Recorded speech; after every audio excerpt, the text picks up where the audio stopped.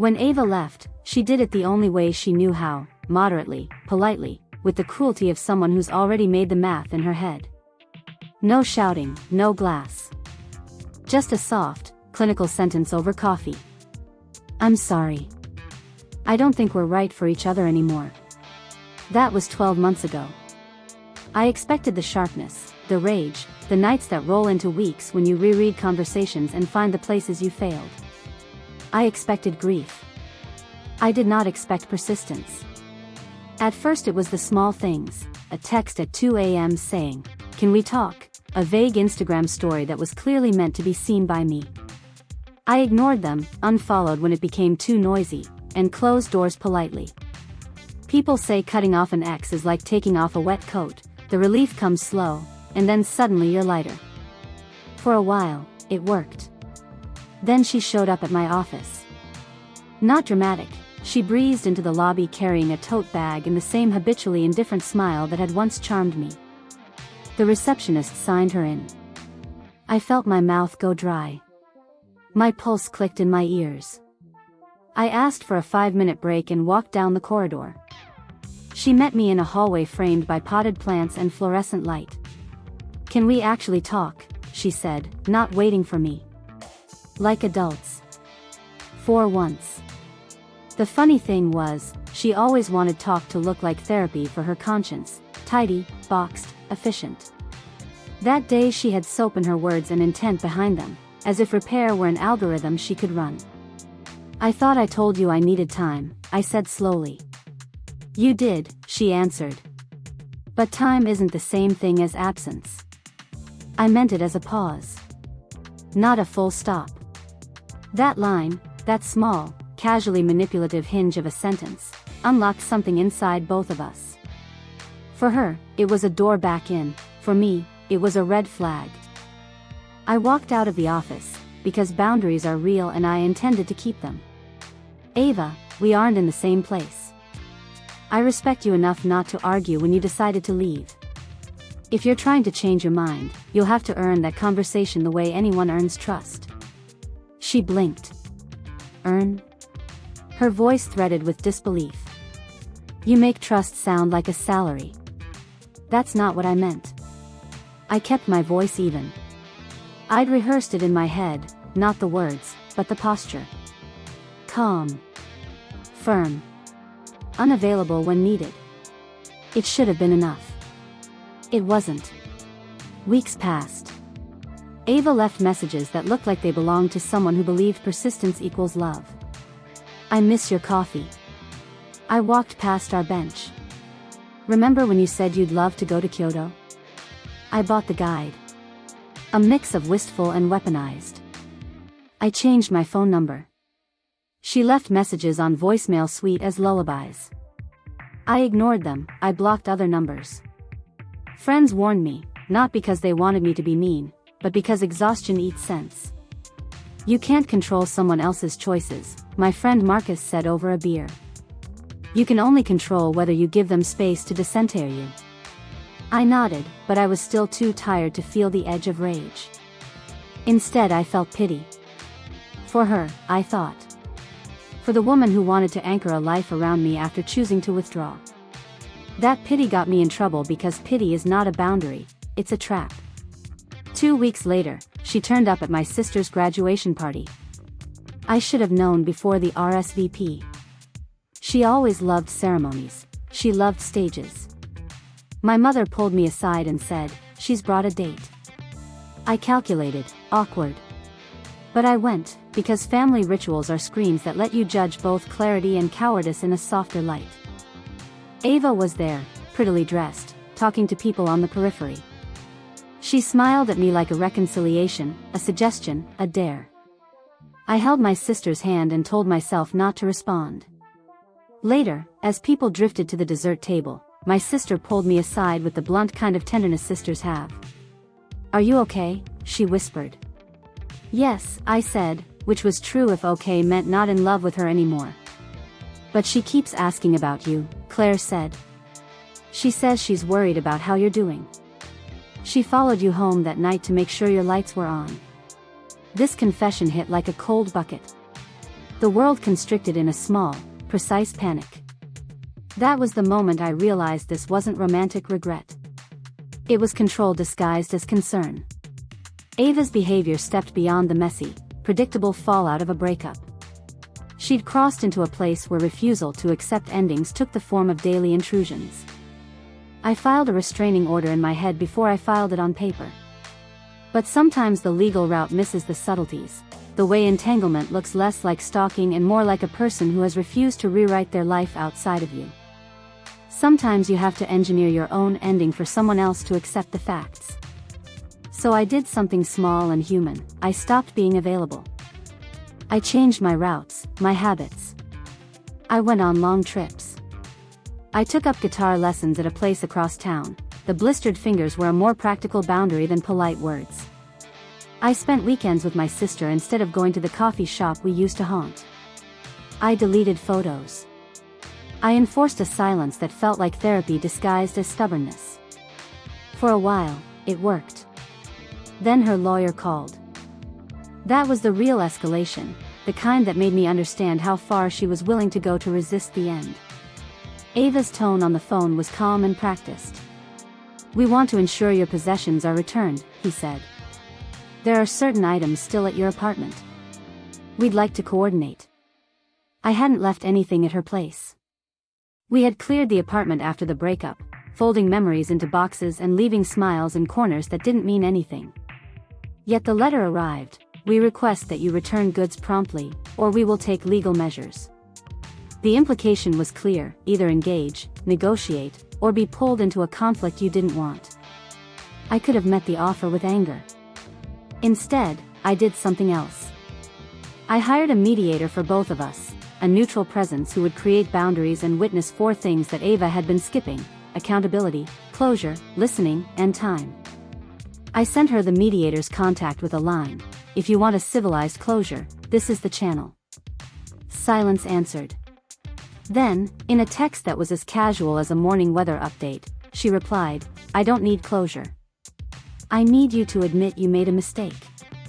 That line, blunt, unadorned, and arrogant, told me what I already suspected: this wasn't about feelings. It was about control. And for the first time that year, I saw the shape of what I had to do. Not revenge. Not spectacle. Not public humiliation. Those are cheap satisfactions that fatigue easily. Instead, I turned to structure, documentation, professionals, and legal boundaries. Calm, rational weapons that reflected the kind of person I wanted to be, someone who did not let chaos define his life. The mediator agreed to take the case if Ava formally agreed to the session. Her lawyer wrote back that she would. A date was set. We both showed, not as enemies in a courthouse, but as adults who had shared a life and needed to put a human process around its end. Ava arrived late and flustered, but she arrived. Her eyes were red like someone who'd been rehearsing grief into performance. She sat down and opened with the usual script: charm, then grievance. "I don't understand why we're doing this," she said to the mediator. "I'm the one who left because I thought we needed a reset. But now he's refusing to talk." I listened while she spoke. I let her speak the whole script. "I miss you. I thought leaving would make me miss you. I thought time would fix us." I let her state the case she had been telling herself for months. When it was my turn, I said 3 things, slowly and without drama. "I loved you. I still care about you as a person. I cannot be in a relationship where someone refuses to accept my decisions. If you want closure, this meeting is the place to get it. If you want to control my life, you will find resistance, both legal and personal." Ava's face tightened. She tried for the old card: "Don't make this about me, make it about us." I didn't take it. After that session, she was quieter for a time. Not gone. Not folded into absence. Quiet. Then everything changed, but not the way I expected. The change wasn't a dramatic confession or a sudden realization. It was the small, economical movement of consequences. When a person refuses to accept an ending, life has a way of rearranging itself to teach them the lesson. Ava attempted to pull me back like hands on a sleeve. I didn't respond with lashings. I responded with consequence: blocked numbers, documented messages, legal counsel prepared, and an envelope of evidence I was ready to hand to a solicitor if necessary. Practicality became my revenge, not to punish, but to be intact. That insistence on being whole, being unharassed, being respected, is what preserved me. And the moment the world tilted was not in the courtroom, or the tabloid, or under fluorescent corridor lights. It came in a quiet voicemail from Claire: "He's posted something online. You need to see this." I pressed play and heard a voice that made my skin feel uncanny, Ava's, on a live stream she didn't think would reach me. She was speaking to an audience about closure, about strength, about the person who refused to accept the end and how that made her brave. Her closing line drifted across the static: "I won't let him erase my part of this story." That was the day everything changed, not because she declared war, but because she began to build an audience for her narrative. People love heroes who refuse endings. They donate to fights that seem righteous. And while I had chosen quiet boundaries, she chose spectacle. I realized then that quiet wasn't always enough. Sometimes structure has to be met with strategy, not to escalate but to protect. Part of me wanted to take the high road. Part of me understood that sometimes you have to put a fence up in front of the high road, not to wall someone out forever, but to stop them from running into traffic. So I started making the fence. And the first plank was documentation: date-stamped messages, notarized statements of where I'd been on certain nights, emails that corroborated time and place. The second plank was witnesses, friends who could confirm my movements, colleagues who had seen me, the receptionist who'd signed Ava in the day she tracked me down. The third was legal, a simple letter from my lawyer asking her to cease contact beyond the mediator channel until an agreed date. It felt clinical. It felt utterly correct. She responded with more performance, posts, stories, and late-night live streams proclaiming her perspective. She raised money for healing retreats and posted poetic disclaimers about resilience. Her audience grew, people who wanted to buoy what looked like courage. But an audience isn't proof of rightness. It's proof of charisma. And charisma isn't a court of law. When the next escalation came, it was not from a romantic place at all, but from a practical one.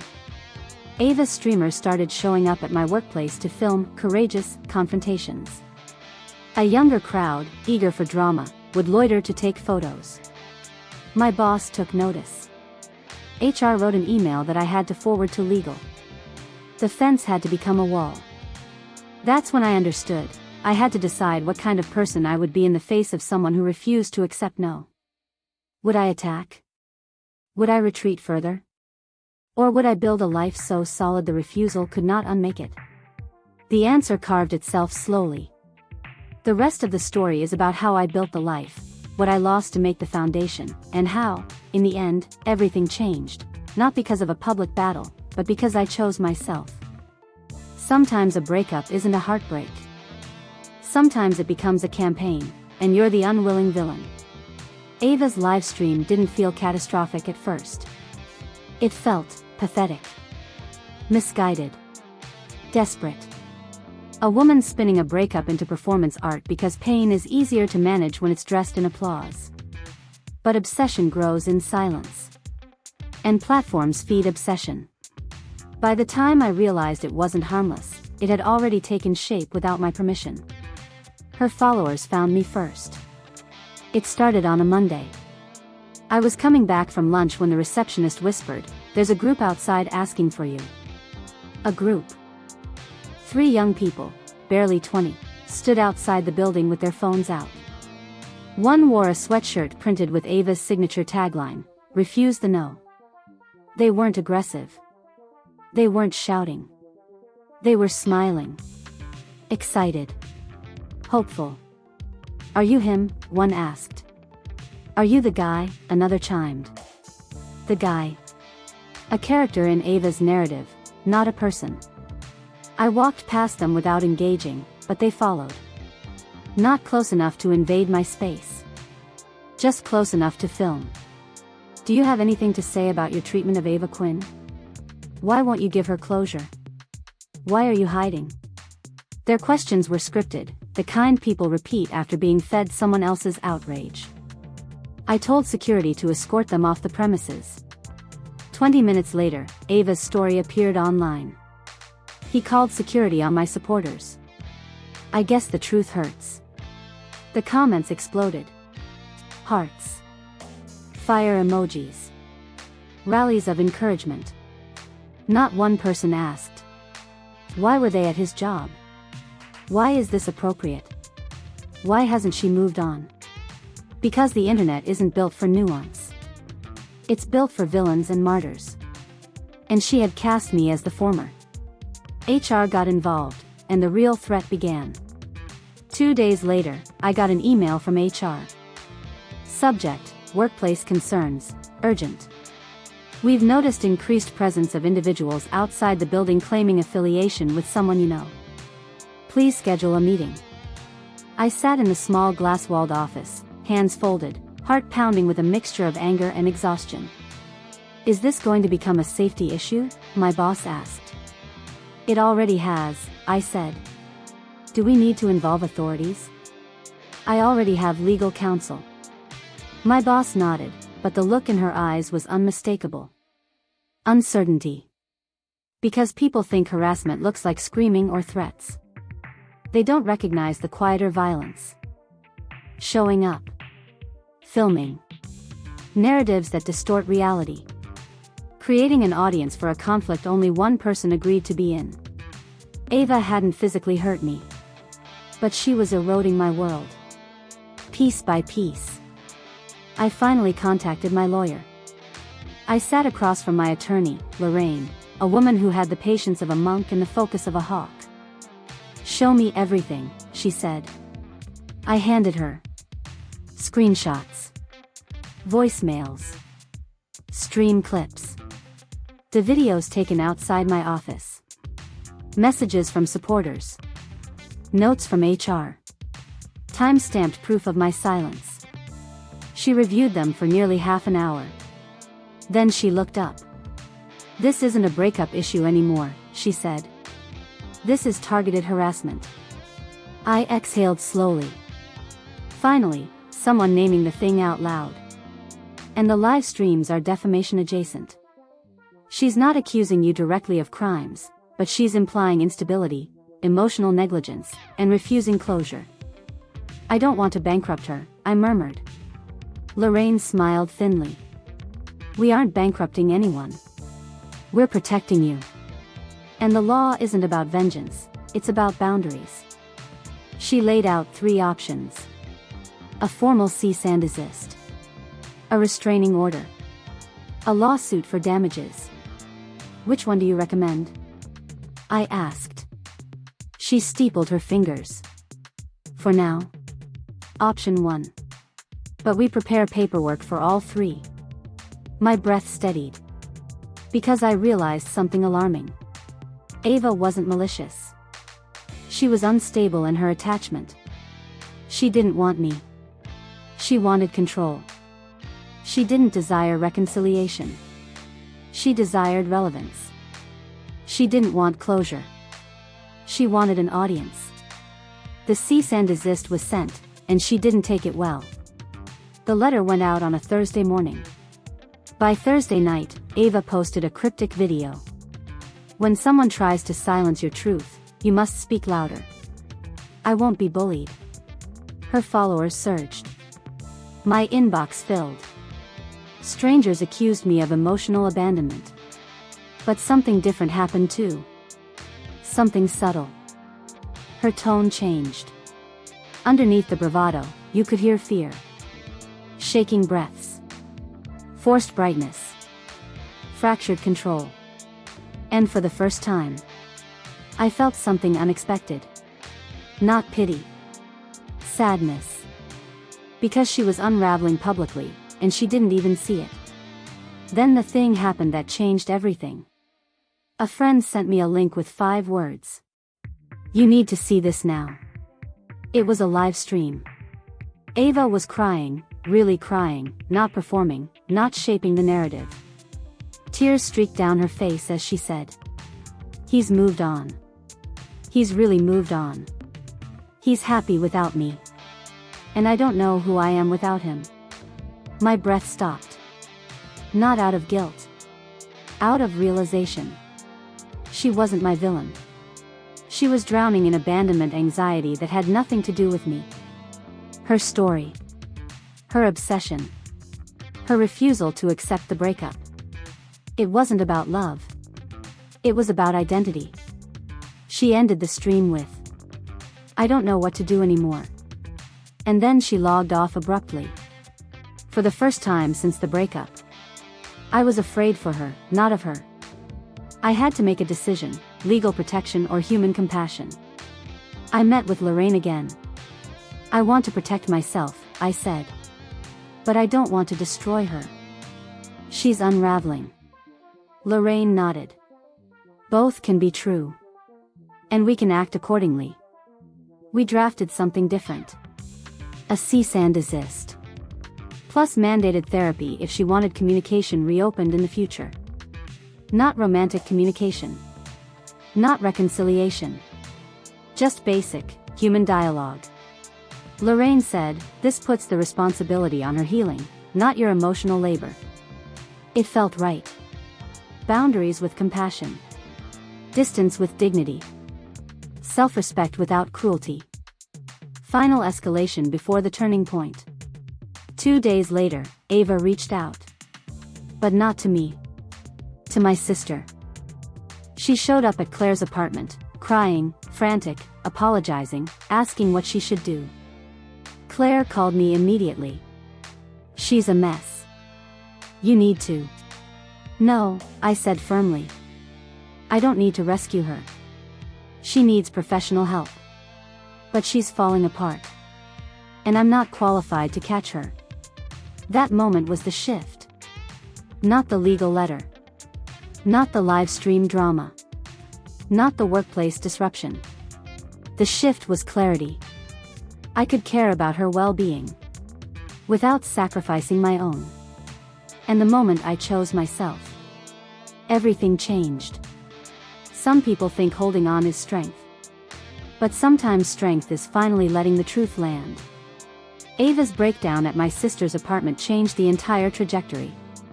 Not because I saw her differently. But because she finally saw herself clearly, the version she'd been running from since the breakup. It didn't happen instantly. It didn't happen gracefully. It happened the way emotional collapse usually does. Silently. Privately. With a single, undeniable truth. She couldn't keep pretending I was still hers. The intervention I didn't expect.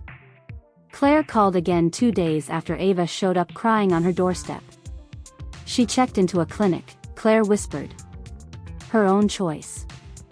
They said she admitted she was spiraling and needed help. I let the word settle. A clinic. Voluntary. Not because of pressure. Not because of fear. Not because of legal threats. Because she finally hit the wall she'd been sprinting toward all year. Is she okay? I asked quietly. She will be, Claire said. She asked them to call her therapist. She's starting inpatient treatment. I exhaled slowly. Not relief. Not triumph. Closure. Not the kind Ava demanded. The kind neither of us expected. Her first letter, the one she didn't send to an audience. A week later, my lawyer forwarded me a letter. Handwritten. Unpolished. Raw. Ava had given it to Lorraine to deliver. I sat on the edge of my bed and opened it slowly. I'm writing this here because I'm not allowed to write to you directly yet. And I understand why. I want to apologize. Not to win you back. Not to manipulate anything.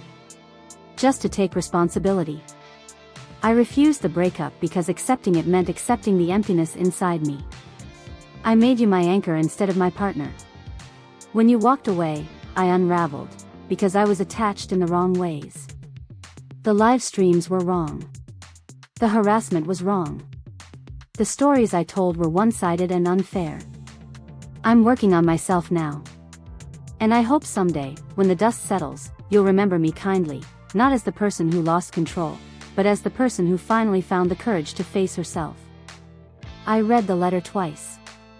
Then again. It was not a perfect apology. But it was honest. A kind of honesty she had never shown when she was fighting to keep the story alive. The letter ended with, "Please don't reply. Not yet. Not until my therapist clears it. This is part of my treatment. And part of your peace." For the first time in a long while, I felt something like forgiveness.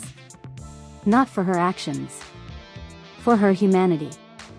The legal closure, simple, clean, final. My lawyer arranged a final mediated session, one Ava attended via remote call from the clinic. Her hair was tied back.